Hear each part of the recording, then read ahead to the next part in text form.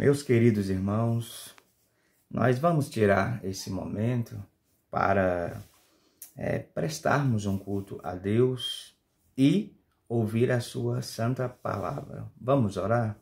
Senhor, nós estamos diante de Ti nesse momento, estamos diante da sua palavra e nós oramos através do nosso mediador, que é o Senhor Jesus. Oramos através da sua vida e através das suas obras. Nós oramos e refletimos se o próprio Cristo oraria aquilo que temos coragem de orar. E então nós te oferecemos as nossas homenagens e te pedimos para falar conosco através da sua palavra. Amém. Meus irmãos, hoje eu quero compartilhar convosco uma palavra que está baseada em dois personagens da Bíblia, Saul, no Antigo Testamento, e Saulo, no Novo. Saulo é o apóstolo Paulo, só que Saulo é o nome judaico de Paulo e Paulo é o nome romano de Saulo. E diferente, da forma como as pessoas pensam, Deus transformou Saulo em Paulo. Não. Saulo era chamado de Paulo e Paulo era chamado de Saulo. São o mesmo nome, só que Saulo é o nome judaico de Paulo e Paulo é o nome romano de Saulo. Hoje eu irei me referir ao apóstolo Paulo através do seu nome judaico, que é Saulo. Como Paulo se tornou o apóstolo dos gentios, ou seja, dos não-judeus, então era óbvio, que ele fosse ser chamado mais de Paulo do que de Saulo. Então vamos lá. Eu irei contrastar esses dois personagens, Saul e Saulo, ou seja, nós iremos verificar as características semelhantes entre os dois, para então podermos entender as diferenças que existem entre eles. Vamos lá? Em primeiro lugar, ambos eram da tribo de Benjamim. Saul pertencia a uma das 12 tribos do povo de Deus. Isso está em 1 Samuel, capítulo 9, versículo 1, que diz assim no início: havia um homem de alta posição chamado Quis, da tribo de Benjamim. E no final diz: seu filho Saul era o jovem mais atraente de todo o Israel. Então, Saul pertencia à tribo de Benjamim. Assim como Saulo, que está em Filipenses capítulo 3, versículo 5. Fui circuncidado com 8 dias de vida, sou israelita de nascimento, da tribo de Benjamim, um verdadeiro hebreu. Então, Saul e Saulo, os dois, pertenciam a uma das 12 tribos do povo de Israel. Então, eu já quero aplicar a palavra nas nossas vidas, na vida de cada um. Ambos pertenciam a uma das 12 tribos de Israel, a mesma, Benjamim. Nós pertencemos à igreja de Jesus ou nós só estamos inseridos ali? Porque nós sabemos que, embora Saul e Saulo pertencessem à mesma tribo de Israel, Benjamim, nós sabemos que um dos dois pertencia de fato ao povo de Deus espiritual e o outro não. Nós somos chamados de igrejas ou nós somos a igreja, Nós estamos congregando na igreja ou nós somos o próprio corpo de Cristo. Então, uma coisa é nós irmos à igreja, outra coisa é nós sermos a igreja. Nós pertencemos apenas à igreja visível ou nós também somos da igreja invisível? Porque pertencer à igreja visível, qualquer um pode. Qualquer um pode demonstrar uma falsa piedade, uma falsa espiritualidade, Qualquer um pode viver um falso evangelho, pertencer a um falso reino de Deus. Mas os verdadeiros cristãos, aqueles que têm o seu nome escrito no livro da vida, pertencem ao verdadeiro reino de Deus, o reino de Deus bíblico, o verdadeiro cristão pertence à igreja invisível, que é a igreja dos salvos, a igreja verdadeira e universal e espiritual de Cristo. Então, dentro desse primeiro contraste entre Saul e Saulo, eu já quero fazer essa aplicação. Em segundo lugar, Saul era alto e imponente. Isso está em 1 Samuel 9:2. Seu filho Saul era o jovem mais atraente de todo o Israel. Era tão alto que outros chegavam a seus ombros. Então, Saul, ele conseguia atrair a atenção pela sua estética, pela sua aparência física, pela sua beleza. Então, ele chamava a atenção desta forma. E Saulo, bem, isso que eu irei falar aqui, irmãos, não é bíblico, tá? Isso aqui faz parte da tradição, então não tenha isso como algo que está nas escrituras. Então, é uma possibilidade. Então, alguns estudiosos, eles dizem que Saulo provavelmente era baixo e não chamava atenção. E isso por causa de textos como Gálatas capítulo 4, versículos 13 e 14 e 2 Coríntios capítulo 10, versículo 10. Eu irei ler 2 Coríntios capítulo 10, versículo 10. Pois alguns dizem, as cartas de Paulo são exigentes e enérgicas, mas em pessoa ele é fraco e seus discursos de nada valem. Então tinha um grupo de pessoas aqui, né, na igreja de Corinto, que dizia que os escritos de Paulo, de fato, eram bons, eram profundos, mas quando ele pessoalmente ia falar, ele não tinha nenhum tipo de credibilidade, ele não atraía a atenção, né? A credibilidade aqui não é que Paulo não era confiável, mas se tratando desse grupo aqui, a gente pode até falar isso, mas é que Paulo ele não chamava a atenção esteticamente falando, ele não atraía a atenção fisicamente falando, né? Então ele não era belo, não era bonito. Então, provavelmente ele era baixo e não tinha aspectos físicos que eram belos e extraordinários. Então, aqui eu quero fazer uma segunda aplicação na vida de cada um de nós. É que Saul, ele atraía a atenção pela beleza física e Saulo provavelmente não. Eu quero dizer para você que no reino de Deus, a aparência física não significa nada. No reino de Deus, se eu sou alto, baixo, se eu sou forte, se eu sou magro, gordo, se eu sou cabeludo, careca, se eu sou branco, negro, isso não significa absolutamente nada no reino de Deus. Então, eu posso servir a Deus exatamente com a aparência que Ele me deu. E você pode servir a Deus exatamente da forma como você é.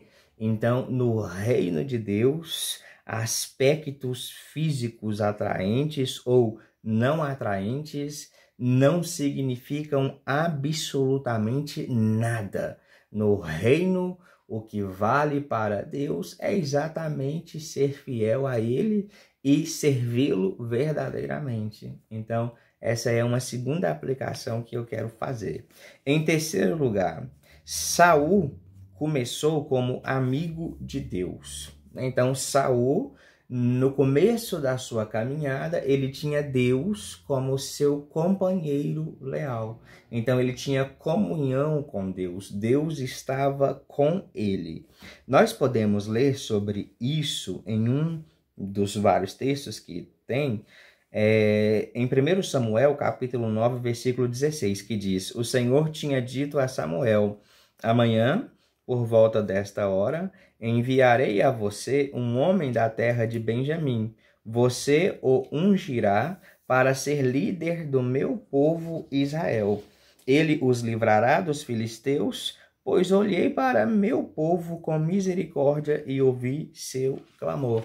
Então, Saul, Ele foi escolhido por Deus para ser o primeiro rei do seu povo, o povo de Israel. Foi Deus que o escolheu e Saul foi uma resposta para o povo de Israel, uma resposta de Deus para o povo hebreu. Então, Saul era companheiro de Deus, ou tinha Deus como seu companheiro a princípio. E Saulo foi o contrário. Ele começou como inimigo de Deus.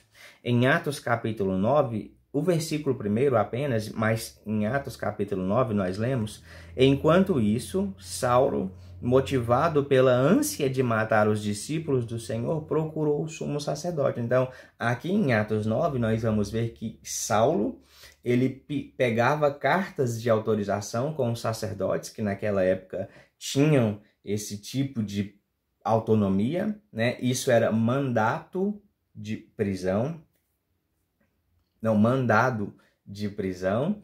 Ele pegava esses mandados para poder, né, prender os cristãos, para humilhá-los, para fazê-los blasfemar e até, se possível, para matá-los.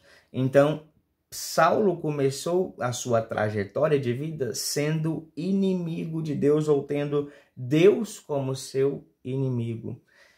E nós sabemos que para ter Deus como inimigo não é difícil, né? Basta a gente ir contra aquilo que ele estabelece. Então, agora o quarto ponto, ele está ligado ao terceiro, o quarto contraste. Então, Saul chegou ao fim da sua vida como inimigo de Deus. Está em 1 Samuel capítulo 28, versículo 6. Consultou o Senhor a respeito do que deveria fazer, mas o Senhor não lhe respondeu, nem por sonhos, nem pelo Urim, nem por profetas. Então, Saul começou a sua trajetória bem, começou a sua trajetória, a sua caminhada com Deus como seu companheiro, mas depois desandou completamente. Depois ele se virou contra Deus, ele apostatou da fé. Então, um dos exemplos de apostasia que nós temos nas Escrituras é o próprio Saul, que virou as costas completamente para as Escrituras e para o Deus dos judeus, o Deus de Abraão, de Isaac e de Jacó, o Deus de José. E Saulo chegou ao fim da sua vida como amigo de Deus. Em 2 Timóteo 4,18, nós podemos ler: sim, o Senhor me livrará de todo ataque maligno e me levará em segurança para seu reino celestial. A Deus seja a glória para todo o sempre. Amém. Saul começou como amigo e terminou como inimigo. Saulo começou como inimigo e terminou como amigo de Deus. Então, nós sabemos que uma das conversões mais extraordinárias da Bíblia já registradas é a conversão de Saulo de Tarso, né? Ele se tornou companheiro leal de Deus, de Cristo. Ele se tornou um praticante verdadeiro do Evangelho, e nós sabemos que provavelmente Saulo é a pessoa mais parecida com Jesus no Novo Testamento, e Saulo, ele nos deixou uma das cartas mais profundas que tem na Bíblia, que é a carta de Romanos, um dos legados de Saulo, entre todas as outras que ele escreveu: Romanos, 1 Coríntios, 2 Coríntios, Gálatas, Efésios, Filipenses, Colossenses, 1 Tessalonicenses, 2 Tessalonicenses, 1 Timóteo, Tito, Filemon. Então, Saulo, ele foi completamente usado por Deus, exatamente por causa da comunhão que ele tinha com Deus através da amizade. Então, aqui eu quero fazer a terceira aplicação nas nossas vidas. Nós somos inimigos ou amigos de Deus? E nós sabemos que a Bíblia diz que aquele que se constitui amigo do mundo constitui-se inimigo de Deus. E aquele que se constitui amigo de Deus constitui-se inimigo do mundo. Eu me relaciono com Deus como meu amigo ou com o mundo. Então, ou eu vou ter Deus como meu amigo ou como meu inimigo. Ou eu vou ter o mundo como meu amigo ou como meu inimigo. Graças a Deus, eu tenho o mundo como meu inimigo e Deus como meu amigo. Ter Deus como amigo é ter Deus como seu companheiro.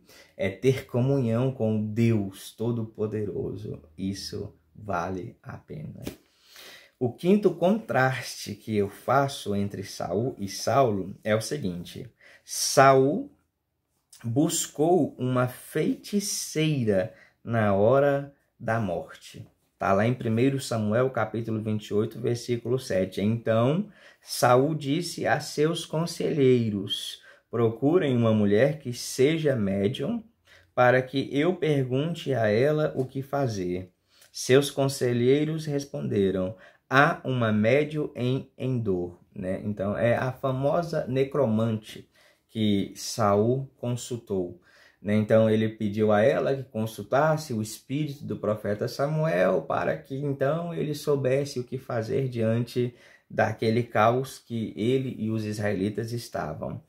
Nós sabemos que Deus ele abomina qualquer tipo de feitiçaria e a necromancia é uma vertente da feitiçaria, né? Faz parte do espiritismo. Então, Saul, ele buscou, durante esse momento difícil, se aconselhar com alguém que fazia aquilo que era abominável aos olhos de Deus, enquanto ele deveria ter buscado o próprio Deus. E Saulo buscou a palavra de Deus na hora da sua morte. Isso está em 2 Timóteo, capítulo 4, a partir do versículo 6, que nós podemos ler.